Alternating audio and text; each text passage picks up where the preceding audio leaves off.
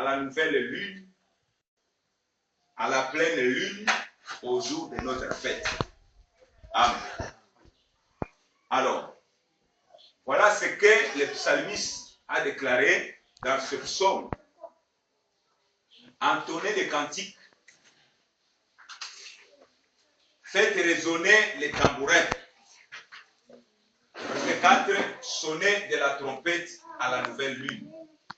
Alors, nous avons signifié la fois passée que la nouvelle lune et la pleine lune, ça marque la fin d'un cycle, le cycle de la lune, et le début, ou sinon l'ouverture de ce cycle-là, sinon le recommencement. Alors, nous savons que Israël, en tant que nation élue de Dieu, marchait selon le calendrier lunaire. C'est-à-dire qu'ils observaient les mouvements, sinon les cycles de la lune. Et c'est sur base de ce cycle de la lune qu'ils marquaient les jours, les semaines et les mois. Donc, s'ils n'observaient pas le cycle de la lune, ils ne pouvaient pas déterminer que ce mois-ci, c'est le premier mois de l'année. Que ce jour-ci, c'est le 14e jour du premier mois. Ils ne pouvaient pas le déterminer. Mais aujourd'hui, les nations sont en train de marcher avec le calendrier solaire. Alors, c'est tout à fait différent avec le calendrier lunaire. Alors, mais aujourd'hui, nous n'avons plus les deux témoins, comme au temps d'Israël, pour observer l'apparition de la lune, sinon la pleine lune ou le début de la lune. Amen. Amen. Aujourd'hui, tout est calculé, la science a évolué. Nous savons que à telle période, ça va correspondre à tel jour. À telle période, ça va correspondre à tel mois. Tout est déjà calibré et connu d'avance. Alors, mais ici, nous revenons donc au texte biblique. On nous dit que sonner de la trompette à la nouvelle lune. Alors, quelle trompette était sonnée à la nouvelle lune? C'est-à-dire qu'au début du mois. Donc, entre la pleine lune et la nouvelle lune, au milieu. Quelle est la trompette qui était sonnée? Il y a une précision qui est donnée. On nous dit, à la pleine lune, au jour de notre fête. Quel est donc ce jour-là, qui est le jour de notre fête, qu'on doit sonner la trompette à la nouvelle lune? Amen. Alors, quand nous vérifions les Écritures, on se rend compte qu'il n'est pas question d'une autre fête si ce n'est de la fête des trompettes. Amen. C'est pourquoi, pour comprendre ceci, nous avons dit que parmi, sinon, les 7 fêtes de l'Éternel qui sont consignées dans Lévitique 23, nous avons 2 catégories de fêtes. Il y a les fêtes du printemps et les fêtes de l'automne. Les fêtes du printemps sont regroupées en 4 fêtes. Et ces fêtes-là sont fêtées à partir du premier mois de l'année. Maintenant, les fêtes de l'automne sont fêtées à partir du 7e mois de l'année. Amen. Donc, tout le monde a les premiers mois et tout le monde appelle les 7e mois. Amen. Alors, nous savons aussi que les fêtes de l'Éternel sont des signes prophétiques qui trouvent leur accomplissement dans la vie de Christ et dans son ministère, mais aussi dans la vie de l'Église. Amen. C'est pourquoi nous avons commencé à dire que l'accomplissement prophétique des fêtes de printemps qui sont la Pâque, qui sont la fête des pains sans levain, la fête des prémices et la fête des semaines qu'on appelle la fête des deux pains ou la Pentecôte. Amen. Nous trouvons l'accomplissement de ces fêtes-là dans le corps de Christ, c'est-à-dire en Jésus-Christ, dans son ministère et dans sa vie. Amen. Nous voyons que les premiers mois de l'année juif, c'était au 14e jour du premier mois de Nissan, on devait immoler la Pâque. C'est-à-dire qu'on devait immoler un agneau et cela devait signifier la Pâque, la première fête que Israël a fêtée en Égypte. Mais lorsqu'il devait rentrer dans le pays de la promesse, cette fête-là devait être fêtée maintenant en mémoire. Amen. De ce qu'ils ont connu en Égypte. Alors, nous voyons l'accomplissement de cette fête-là dans la vie de Christ, dans son ministère. C'est-à-dire que la Pâque, c'était pour la délivrance. Et nous voyons que Christ aussi, comme agneau, comme sacrifice, est venu pour libérer l'humanité du péché. Amen. Et cela s'est produit aussi au jour de la Pâque juive. Et la nuit où il fut livré, il prit du pain. Amen. Amen. Alors nous voyons la concordance, nous voyons la conformité. Les jours de la Pâque juive, c'est aussi, ça correspondait à la mort de Jésus-Christ. Amen. Amen. Et maintenant, dans la vie du croyant, celui qui croit en Christ, nous voyons aussi que nous participons, frères, à la mort de Christ. Donc, cette fête-là, l'accomplissement maintenant dans la vie de l'Église, c'est que l'Église aussi, nous mourons en Christ. Nous mourons par rapport à nos péchés, par rapport à la chair, par rapport à la vie du monde, par rapport au diable. Nous mourons. Amen. Et quand nous mourons, frères, c'est pour parvenir à la justification. Donc, notre esprit est justifié par la mort de Christ, qui est l'agneau immolé avant la fondation du monde. Donc l'accomplissement, c'est en Israël, entre les deux soirs, lui, Christ l'agneau prédestiné pour le salut du monde, il a été crucifié.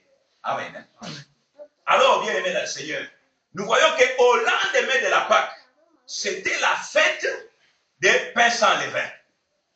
Nous voyons que Israël, qui a fêté la première Pâque en Égypte, lorsqu'ils traversaient la mer Rouge, ils étaient dans la fête des pains sans levain. Amen. Amen. Donc nous voyons que quand nous mourons en Christ, la traversée de la mer correspond à notre ensevelissement. C'est pourquoi, bien aimé dans le Seigneur, celui qui est mort en Christ, sa vie doit être ensevelie. La vie païenne, la vie du péché doit être ensevelie. Amen. Amen. Doit être ensevelie. Et quand notre vie est ensevelie, il faut maintenant, frère, que nous passons à la fête des prémices. La fête des prémices où la gerbe agitée, c'est-à-dire quoi? La première moisson. Il faut faire la récolte. Et cette récolte qui est faite, la première offrande est dédiée au Seigneur. Amen. Donc cela correspond à notre résurrection. Amen. Comme création de Dieu. Comme fruit de Dieu. Amen. Et nous remarquons donc, frère, que cet accomplissement-là aussi, on peut le lire par le baptême par immersion. C'est-à-dire quoi? Nous mourons avec Christ lorsque nous sommes plongés dans l'eau. Et nous sommes ensevelis sous l'eau. Ça, c'est la fête des pains sans levain. Et quand nous ressuscitons, frère, pour une vie nouvelle, nous sommes ressuscités en sortant de l'eau pour une vie nouvelle. Donc nous voyons que le plan du salut s'accomplit aussi par les trois premières fêtes qui sont les fêtes du printemps. Amen.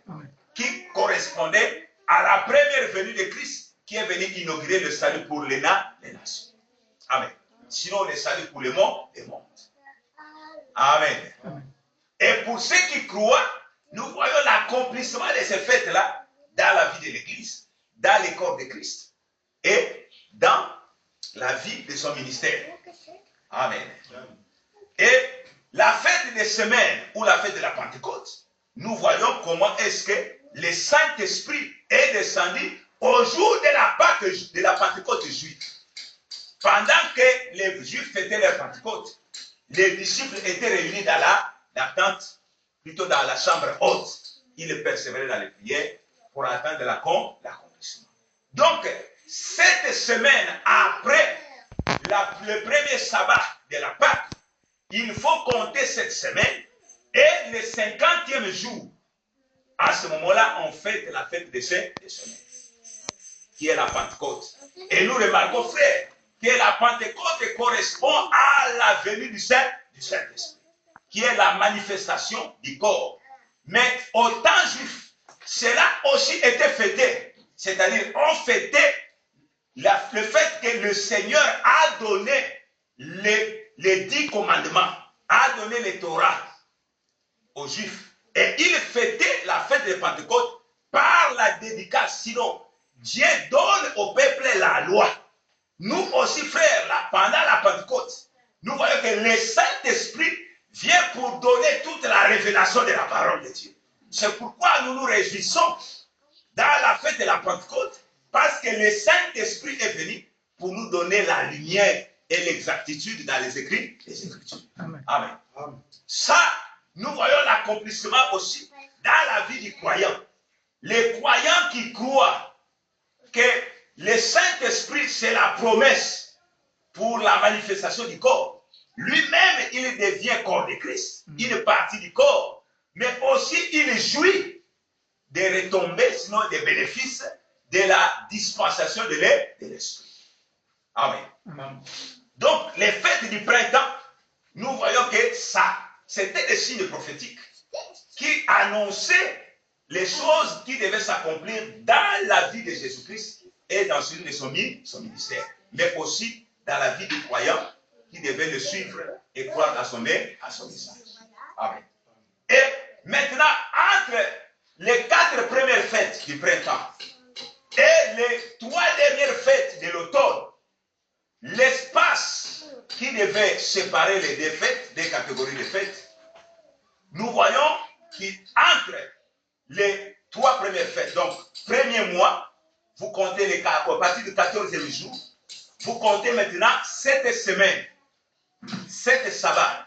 7 sabbats correspond pratiquement à 4 mois. Amen. Donc, le 50e jour, ça correspond 3 mois plus tard. 3 mois plus tard, donc ça veut dire 4 mois. Et entre le 4e mois et le 7e mois, il y a 3 mois d'espace ou 4 mois d'espace. Amen. Et ce temps-là qui séparait les fêtes de printemps et les fêtes d'automne, ce temps-là correspond à la dispensation du Saint-Esprit, qui est la dispensation de l'Église. Amen. Donc, la dernière fête de printemps, c'est la Pentecôte, et la première fête de l'automne, c'est la fête de la trompette. Sinon, la fête des trompettes. Amen. Amen. Maintenant, cela aussi, bien-aimé, correspond à la venue de notre Seigneur Yahushua HaMashiach. La fête des trompettes, la fête d'expiation et la fête des tabernacles correspondent au retour du Seigneur. Par contre, les fêtes de printemps correspondent à sa première venue. Amen. Et il faut maintenant voir, par rapport à la fête des trompettes, il faut voir comment cela concerne la vie de l'Église. Amen. Parce que, selon l'accomplissement prophétique, nous voyons que ça va s'accomplir en Christ, mais aussi ça concerne la vie d'Israël. Mais nous aussi, en tant qu'Église, nous avons une portion dans cet accomplissement. Amen. N'oubliez pas que nous allons participer aussi au millénium. N'oubliez pas que nous allons aussi venir ensemble avec l'agneau pour venir voir aussi. C'est vrai que le temps de la colère va passer, mais quand Yeshua va descendre, nous aussi on va descendre avec lui. Amen. Et nous allons rentrer, puisque la fête de Kippour, qui est la fête d'expiation, vous voyez que ça correspond au sacrifice de bouc Azazel et au bouc de l'Éternel. Pour rentrer vraiment, cela annonce le grand repos pour nous introduire dans les milléniums. Nous allons voir, quand nous allons voir la fête d'expiation, nous verrons l'aspect qui concerne l'Église. Mais aujourd'hui, nous sommes en train de toucher la fête des trompettes dans son aspect qui concerne l'Église. Amen. Donc, entre la nouvelle lune et la pleine lune, on devait sonner la trompette pour, à l'honneur, sinon à l'occasion de notre fête. Et quelle est la fête qui était fêtée entre la pleine lune et la nouvelle lune au premier mois, ou sinon au 7e mois de l'année? C'était la fête des trompettes. Et nous allons vérifier cela dans Lévitique chapitre 23. Lévitique chapitre 23. À partir du verset 23 jusqu'au verset... À partir du verset 23 jusqu'au verset 25, nous allons lire. L'Éternel parla à Moïse et dit, parle aux enfants d'Israël et dit, le 7e mois, les premiers jours du mois, vous aurez un jour de repos, publié au son des trompettes, et une sainte convocation. Vous ferez vous ferez aucun ouvrage, aucune œuvre servile, et vous offrirez à l'Éternel des sacrifices consumés par le feu. Donc nous voyons que la fête des trompettes commence les premiers jours du 7e mois. Amen. Or, les premiers jours, c'est ça la nouvelle lune. C'est-à-dire que le cycle de la lune recommence.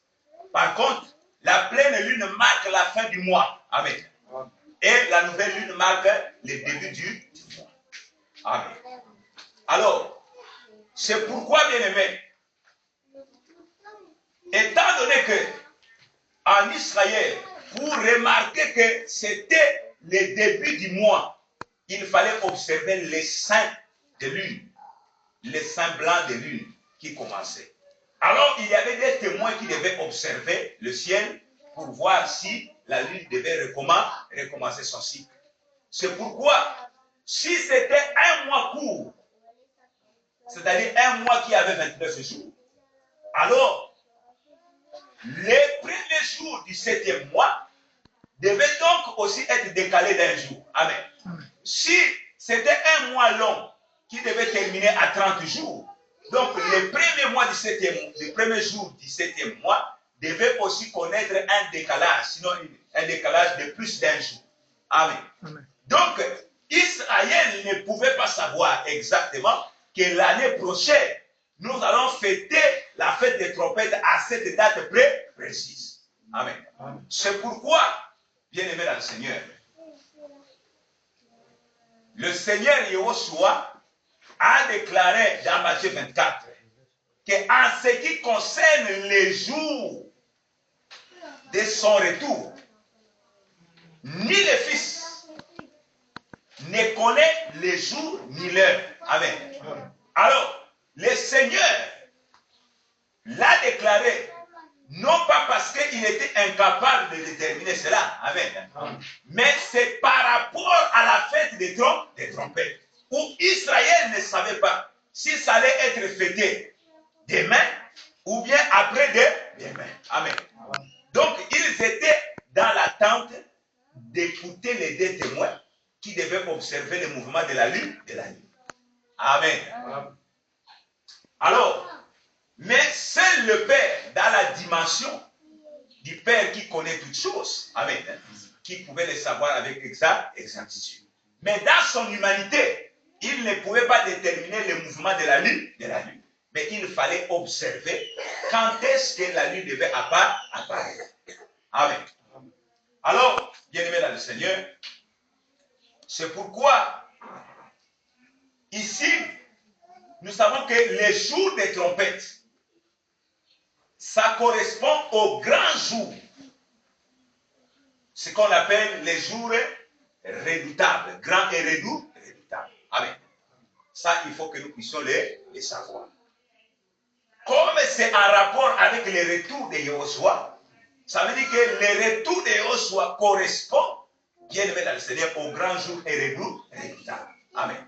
Donc, si ça correspond au retour de Jésus-Christ en tant que Dieu de colère pour venir libérer les fléaux, sinon à la bataille d'Armageddon. Amen.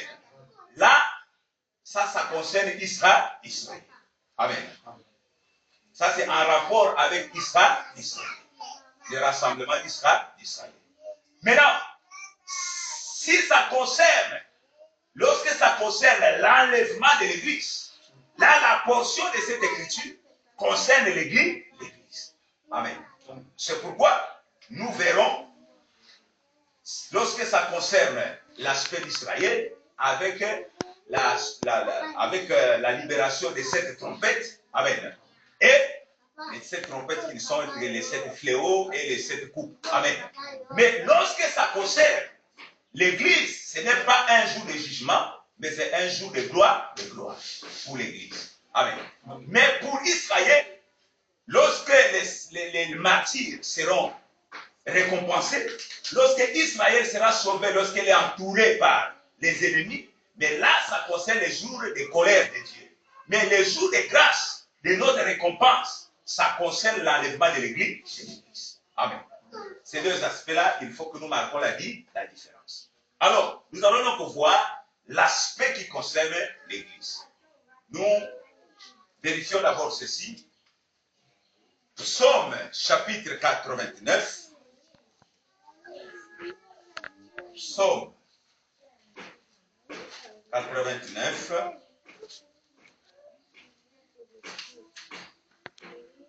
Verset. Psaume 89, verset 16. Jusqu'au verset 17, nous voulons. Heureux le peuple qui connaît les sons de la trompette. Amen. Heureux le peuple qui connaît les sons de la trompette. À la fête des trompettes, on devait sonner la trompette. Alors, la trompette qui était sonnée pendant cette fête, si nous vérifions la tradition juive, les trompettes qui sont sonnées, ça reflétait les sons qui est émis par la corne du bélier. C'est-à-dire qu'il y avait une corne de bélier que les sacrificateurs étaient en train de sonner. Mais pendant cette fête, il y a 100 coups de trompette qui est sonné. 100 fois la trompette est sonnée. Amen. Et il y avait 11 séries de 9 coups qui étaient sonnés légèrement. Et le dernier coup de tonnerre, de trompette, est sonné avec insistance, avec son prolongé. C'est ça que d'autres ont confondu à la dernière trompette. Amen. Or, si nous disons que l'enlèvement de l'Église, c'est à la dernière trompette, des trompettes d'Apocalypse. Amen. Or, les trompettes d'Apocalypse concernent les temps de jugement.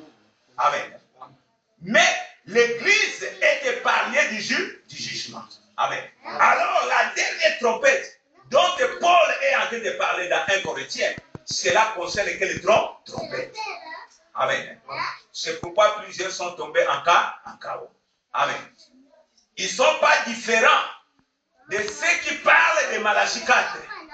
Amen.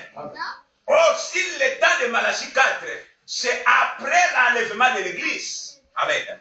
Alors, les trompettes qui seront sonnées, qui expriment les jugements de Dieu. Amen.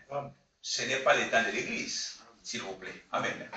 Alors, ici, bien aimé, pendant les jours des trompettes, pendant la fête des trompettes, bien aimé dans le Seigneur, les coups de trompettes qui sont sonnés, il y avait 100 coups de trompettes qui étaient sonnés.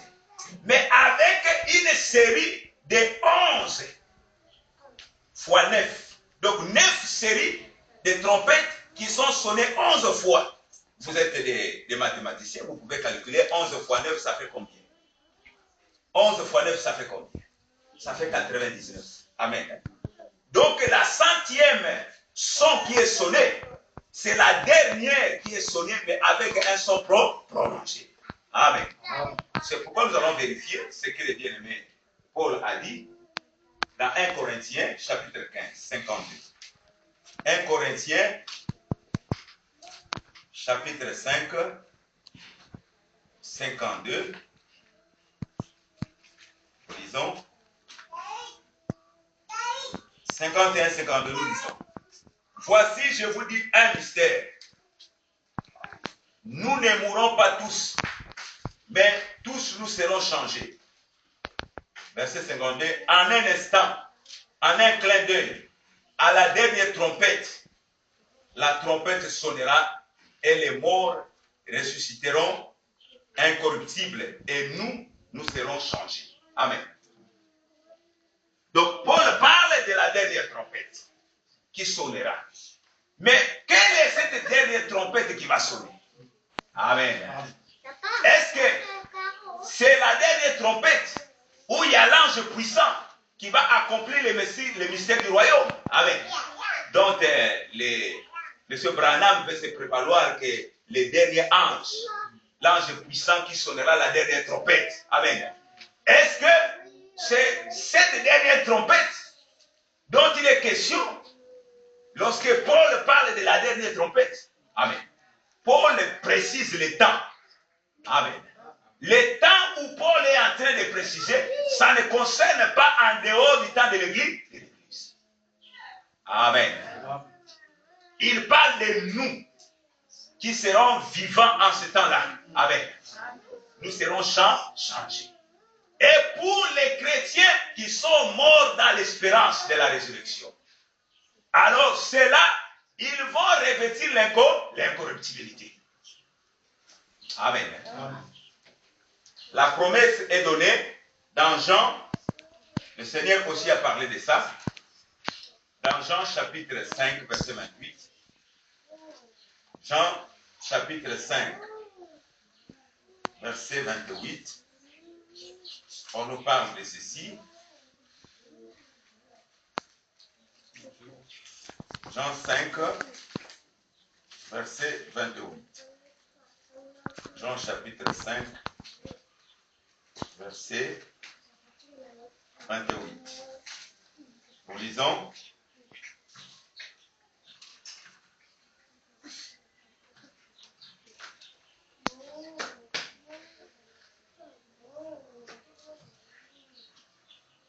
Ne vous étonnez pas de cela, car l'heure vient où tous ceux qui sont dans les sépulcres entendront sa voix et en sortiront. Verset 29. Ceux qui auront fait le bien ressusciteront pour la vie, mais ceux qui auront fait le mal ressusciteront pour le jugement. Amen. Amen. Donc nous voyons qu'il y a des résurrections où le Seigneur a précisé. Ceux qui vont ressusciter pour le jugement des derniers. Amen. Donc parle Apocalypse, devant le trône blanc. Et ceux qui ressuscitent pour les biens, et ils ressuscitent pour prendre la récompense. Amen. Alors, c'est ceux-là, cette catégorie dont Paul est en train de parler.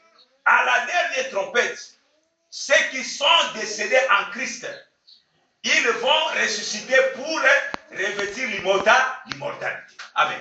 Et ensemble avec ceux qui sont vivants au jour du Seigneur, ils vont aller à la rencontre du Seigneur. C'est pourquoi la Bible déclare, bien aimé, que heureux ceux qui connaissent le son de la trompette. Amen. Pourquoi? Quand la trompette sonne, c'est pour nous convoquer au rassemblement. Or, quand on est convoqué au rassemblement, frère, c'est un appel qu'on reçoit. La convocation, c'est un appel. C'est Dieu qui nous appelle. Amen. Amen. Et quand tu réponds à l'appel, tu viens maintenant au rassemblement. Or, ceux qui sont dans les sépulcres, c'est-à-dire ceux qui se reposent en Christ, ceux qui sont morts avec l'espérance de la résurrection, bien aimés dans le Seigneur, ils ont la promesse de rencontrer le Seigneur. Amen. Amen. C'est pourquoi il est dit dans Amos 4, verset 12, que Israël, prépare-toi à la rencontre de ton mari. Amen. Amen. Prépare-toi à la rencontre de ton époux. Or, nous savons, frère, que quand Christ est mort à la croix, le premier rassemblement a eu lieu. Amen. Amen. La trompette de rassemblement a eu lieu. C'est-à-dire que tous les saints sont réunis dans le corps de Christ. C'est pourquoi, quand nous nous retrouvons en assemblée de Dieu, amen, nous sommes en train de répéter ce que Christ a accompli sur la croix. Amen. C'est pourquoi le ministère, c'est ça la trompette qui est en train de sonner afin que les saints viennent se rassembler autour du cadavre. Amen. Amen. Mais ça, c'est pour la préparation. Amen. Ce que nous faisons en esprit, nous allons le faire encore un de ces jours, frère. Amen. Et ces jours-là, à la dernière trompette, c'est-à-dire au dernier coup de trompette, sur une série de 11 fois 9, à la 100e trompette, qui était sonnée au jour des trompettes, frère. Les saints qui sont dans les sépulcres, qui sont dans les lieux de repos, avec l'espérance de la résurrection, et ils vont ressusciter avec les corps incorruptibles. Amen. Amen. Et les vivants qui sont restés en attente de la venue du Seigneur, ensemble, ils seront changés et partiront à la rencontre de leur époux. Amen. Amen. Donc, bien aimé dans le Seigneur, la dispensation de l'Église qui correspond à l'espace entre la fête de Pentecôte et la prochaine fête des trompettes. Amen. C'est temps là, frère. C'est le temps de la moisson. C'est le temps de la récolte, frère. Cela correspond au temps où Ruth, la Moabite, est dans les champs de Boaz, en train de glaner les épis de Boaz. Parce que les champs où on glane, ce n'est pas les champs de Ruth, mais c'est les champs de Boaz. Et nous aussi, aujourd'hui, en tant que saints, nous sommes dans les champs, les nouveaux champs défrichés, frère. Par les bêtes qui est là en train de travailler. Nous sommes en train de glaner dans ces champs-là, frère. Et nous attendons le mûrissement de la moisson, frère. Et quand la moisson mûrit, frère, ça veut dire que tous les saints destinés pour l'acquisition du salut sont réunis dans les corps. Et en ce moment-là, frère, nous allons vivre la fête des trompettes à un signal donné. C'est ce que disent les Thessaloniciens. Amen. Or, le signal, c'est un message qui avertit, frère, que celui qui devait venir est là présent. Amen. C'est pourquoi si tu n'as jamais écouté le son de la trompette, si tu n'as jamais écouté le vrai enseignement, le vrai message, amen, ça veut dire que lorsque le signal sera donné, tu seras dans la perdition. Amen. Nous voyons quand il s'est présenté devant les tombeaux de Lazare, c'est un cri qui est sorti. Lazare sort. Donc à la voix du Maître, à la voix du Seigneur et Sauveur Yehosua, nous voyons que Lazare est revenu à la vie. Amen. Amen. Ça veut dire quoi, bien aimé? Que quand il y a un signe, quand il y a un signal, il faut qu'il y ait une voix et il y ait aussi une attention, frère. Or, nous voyons les prophètes de Baal. Ils ont crié, malgré leurs cris. Il n'y a eu ni voix, ni signe, ni attention. Amen. Ça veut dire quoi? C'est un Dieu mort. Cela ne correspond pas à la réalité. Mais si tu as reçu le message, si tu as cru à l'évangile pur, sans mélange, ça veut dire que quand le signal sera donné, parce que ce n'est que la répétition de ce que tu as écouté, frère. Quand le parfait va apparaître, bien-aimé, ce que tu as reçu comme signe, comme préfiguration, amen, tu vas te retrouver dans une transformation. Tu seras transformé si tu es vivant au jour de son avènement. Mais si tu es déjà décédé dans l'espérance de la résurrection, frère, la même puissance qui a ramené Christ entre les morts, c'est le même esprit qui te ramènera de la mort à la vie. Amen. Sinon, si Christ n'était pas ressuscité d'entre les morts, notre foi serait vaine. Mais nous croyons, frère, qu'il a démontré sa puissance en les ramenant à la vie. C'est pourquoi Christ dans les tombeaux enseveli, il n'était pas seulement un prophète, il n'est pas seulement un homme ordinaire, un simple homme, mais il était lui-même Dieu dans sa divinité et aucune force des ténèbres ne pouvait le retenir. Il a réduit le péché à l'impuissance, il a réduit la mort à l'impuissance et par sa résurrection, il a englouti la mort à la victoire. C'est pourquoi, bien aimé, à la dernière trompette, ça veut dire quoi? Ça veut dire que au message que Christ a libéré, la totalité de son message, si tu as cru à sa frère, tu vas recevoir les cris, tu vas être inhibé, tu vas recevoir comme une forme d'énergie qui va te ramener une puissance, qui va te soutirer des ténèbres, qui va te soutirer du séjour de repos, là où tu te retrouves, pour revenir à la vie et revêtir l'immortalité. Tu vas être transformé si tu es vivant en ce jour-là. Et ensemble, bien aimé, nous irons au grand rassemblement. Parce que nous aurons atteint la nature parfaite, la stature parfaite de Christ. C'est cette église-là, frère, que le Seigneur a été de chercher. Sans tache ni ride. Mais tu as de la beauté par excellence, la perfection pour revêtir l'incorruptibilité et aller à sa rencontre. Et c'est ça aussi, bien aimé, Isaac qui se retrouve avec Rebecca dans les champs. Les champs, c'est les airs, frère. Notre rencontre avec le Seigneur dans les airs, c'est ça la rencontre d'Isaac avec Rebecca dans les champs. Amen. Amen. Et quand nous allons être réunis avec notre mari, lui la tête, nous les corps, réunis, et nous allons dans la chambre dans la tente de Sarah. Amen. Amen. Dans la tente de Sarah, pour laisser passer le temps de la tribulation, frère. Parce que l'épouse qui a la promesse ne connaîtra pas la colère, ne connaîtra pas le temps de gémissement, le temps de la grande tribulation. Amen. Amen. Nous n'allons pas les connaître, conformément à ce que Ésaïe 26. Nous allons voir dans Ésaïe 26. Ésaïe 26, verset. Ésaïe 26, verset 20 à 21. Ésaïe 26, 20 à 21. Nous lisons. Va, mon peuple, entre dans ta chambre et ferme la porte derrière toi. Cache-toi pour quelques instants jusqu'à ce que la colère soit passée.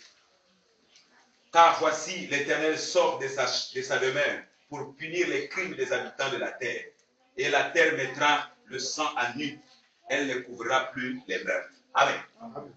Entre dans ta chambre. Quand nous serons ressuscités, bien-aimés, pour ceux qui seront déjà décédés dans l'espérance de la résurrection, et pour ceux qui seront trouvés encore vivants ce jour-là, ils seront tous transformés. Parce qu'il est écrit que la chair et le sang ne peuvent hériter le royaume. Nous allons bien aimer. C'est pourquoi aussi, la beauté que le Seigneur cherche ou recherche en nous, ce n'est pas la beauté physique. Parce que la beauté physique, c'est la vanité.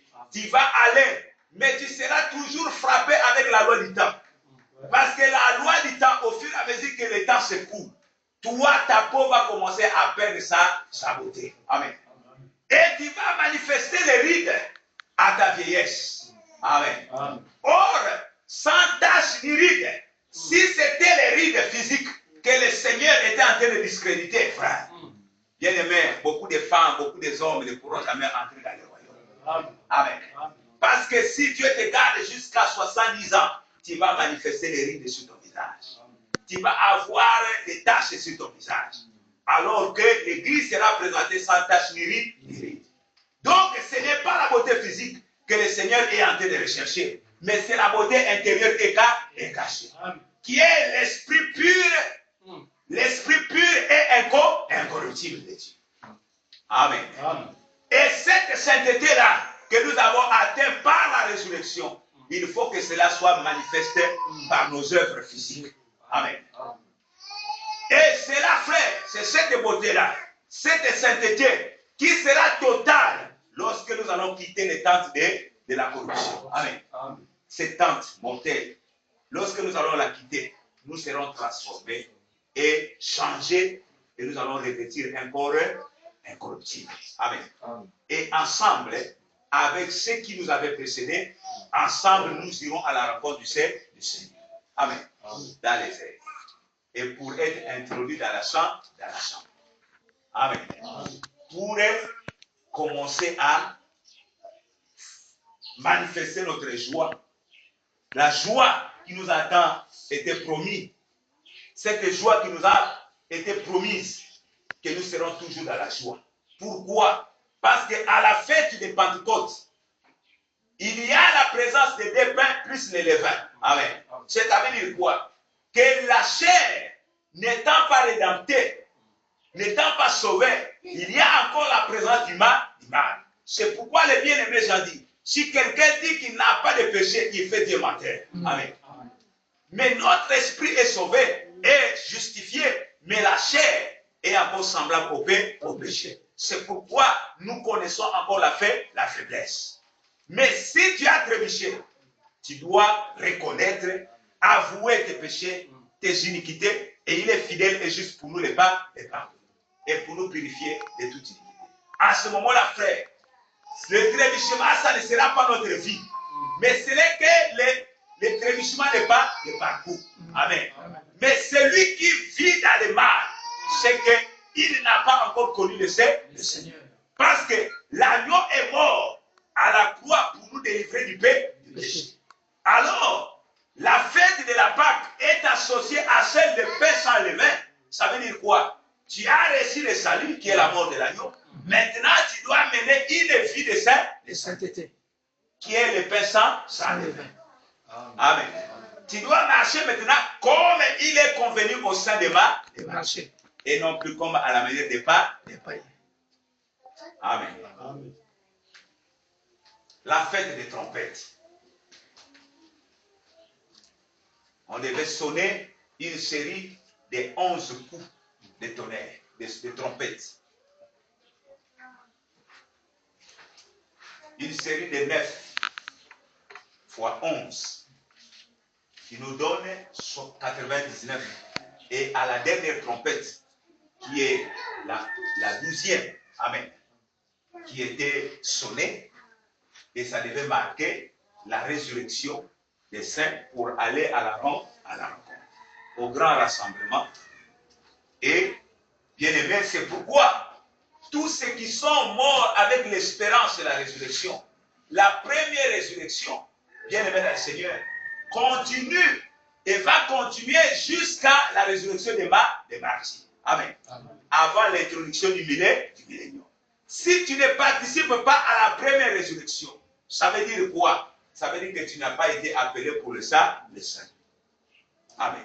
C'est pourquoi nous ne devons pas fouler la grâce de Dieu aux pieds. Pendant que les nations bénéficient encore de ce temps-là où le mari nous a fait grâce du don de salut, nous ne devons pas fouler cette grâce aux pieds. Amen. Nous devons profiter de cette grâce.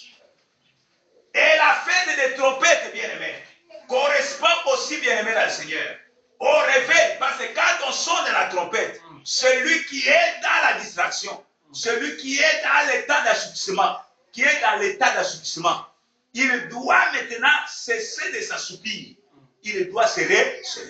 C'est ce que le bien-aimé Paul dit. Que ce n'est pas le temps pour nous de dormir, mais c'est le temps de nous réveiller afin du sommeil. Parce que les enfants de Dieu sont les enfants de lumière. Et la nuit est faite pour les enfants de ténèbres. Amen. C'est eux qui dorment la nuit. Mais nous ne sommes pas de la nuit. Nous sommes du jour. Alors nous devons être éveillés. Amen. C'est pourquoi on nous dit que veiller et prier. Nous sommes éveillés parce que nous respectons. Nous sommes vigilants par rapport aux promesses. Mais aussi, nous sommes dans la vie de prière. Amen. Et ce jour-là ne va pas nous surprendre comme un voleur. Parce que le voleur vient la nuit. Il vient, il rentre, il trouve les gens endormis. Amen. Mais nous ne dormons pas. Amen. Nous sommes éveillés. Ceux qui seront surpris, c'est les fils des ténèbres. Mais nous ne serons jamais surpris. Parce que nous avons la promesse. Et nous observons aussi la promesse. Amen. Réveille-toi, toi qui dors. Nous savons que c'est temps de silence. Avant la fête des trompettes, cet espace de 4 mois-là, entre la fête de Pentecôte et la fête des trompettes, ce temps de silence-là, nous savons que comme l'épouse trouve que le mari n'est pas encore manifesté, alors elle semble rester dans la distraction. Parce que nous sommes en train de traverser des temps difficiles. Amen. C'est aussi l'accomplissement de cette église de l'Asie mineure. C'est temps d'abondance où l'église est dans le déclin, où l'église est en train de vouloir glisser dans les mares. Mais l'épouse, la Bible déclare, même lorsque tout Israël va adorer Baal, mais Dieu se réserva toujours 7000 hommes qui n'ont point fléchi les genoux devant Baal. Amen. Si l'église est rentrée, nous voyons Éphèse a abandonné la foi. Elle s'est refroidie. Amen. Nous voyons là-bas Laodicée dans la perdition. Amen. Nous voyons aussi Smyrne. Il est en train de rentrer. Il garde, Philadelphie par exemple, garde la parole, mais elle n'a pas de puissance. Donc, toutes ces églises-là ont eu des reproches. Amen. Ça veut dire que les modèles ne se trouvent pas là-bas. Amen. Puisque à chaque église, on a dit, si tu te répands, voilà ce que je te réserve. À celui qui vaincra. À celui qui vaincra. Amen. Donc la victoire finale est réservée à celui qui vaincra. Mais si tu te laisses emporter, alors tu seras aussi emporté. Amen. Bien-aimé dans le Seigneur, aujourd'hui, plusieurs ne connaissent pas le son de la trompe. En Israël, selon Nombre chapitre 10, 1 à 9, quand la trompette était sonnée, c'était pour une convocation solennelle, c'était pour le rassemblement, aussi pour marquer le départ. Mais au troisième moment où on sonnait la trompette, c'est pour annoncer la guerre. Amen. Et la bien-aimée Paul dit que si la trompette rend un son confus, comment le peuple se préparera à la guerre? Mais aujourd'hui, là, le son est confus. On n'arrive plus à discerner le vrai du faux. Amen. Les messagers au nom du ventre, ils ont caché la vérité. Personne ne se soucie de la vie des âmes. Personne ne se soucie, bien aimé dans le Seigneur. Au moins pour dire la vérité.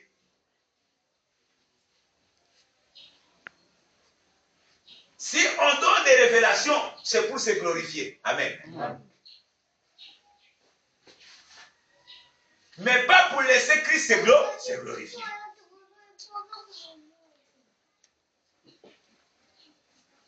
Nous sommes où, bien-aimés? Comprenons les temps, il est difficile. Aujourd'hui, personne ne prend le courage pour sonner la trompette avec un son dit distinct. Amen. Amen. Afin que le peuple puisse se préparer. Il n'y a plus de temps.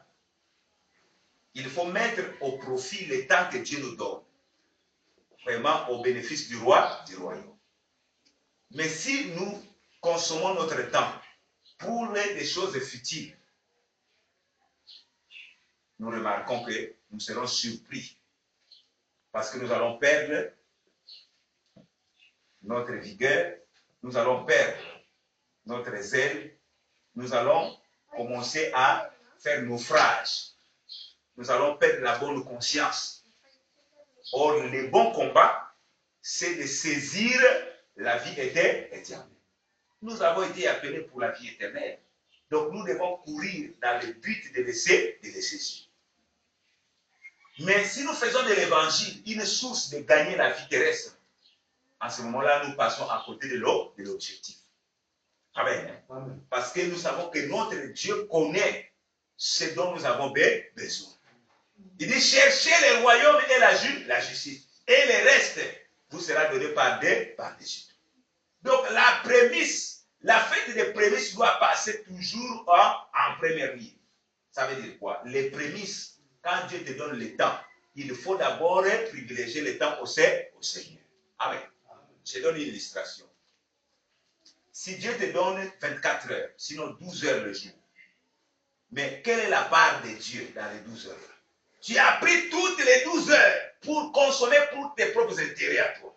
Mais Dieu a tiré profit de quoi dans ces 12 heures? Amen. Amen. Et tu vas passer aussi 12 heures de nuit. Dieu ne tirera aucun profit dans ces 24 heures qu'il t'a donné. Ça veut dire que tu as oublié la priorité qu'il faut donner à Dieu. Amen. Amen. Quand on dit que tu honoreras le Seigneur avec tes biens. Amen. Amen.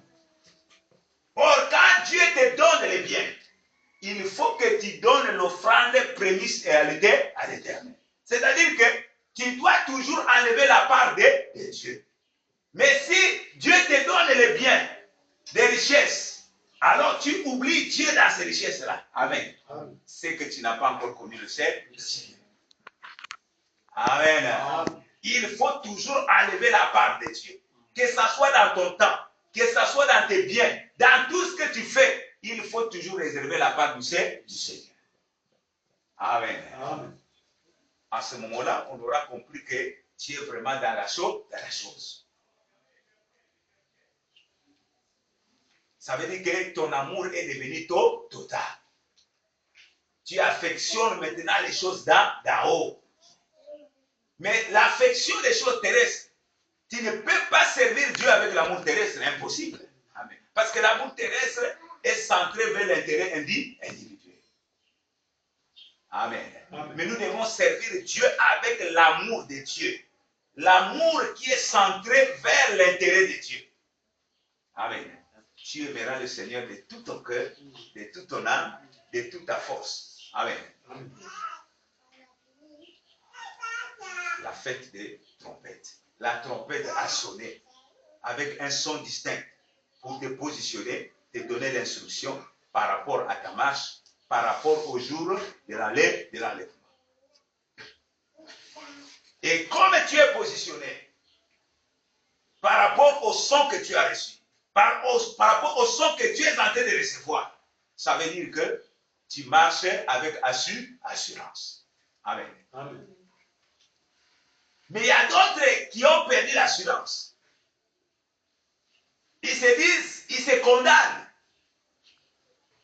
Ils se sentent dans la culpabilité. Déjà parce que sa vie n'est pas conforme à la parole. Amen. Et déjà, il n'est pas positionné. Mais le peuple qui connaît le son de la trompette, il marche à la clarté de sa face. Amen. Amen.